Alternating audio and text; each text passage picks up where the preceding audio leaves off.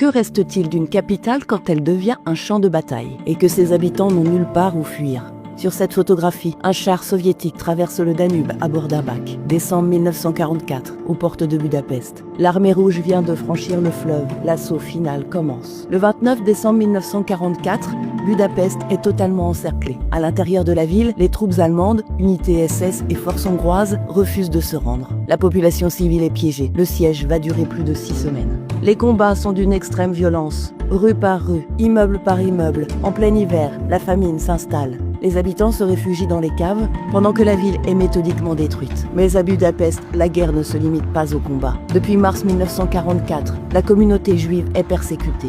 À l'automne, le parti fasciste des Croix fléchées prend le pouvoir. Les persécutions s'intensifient brutalement. Rafles, déportations, exécutions.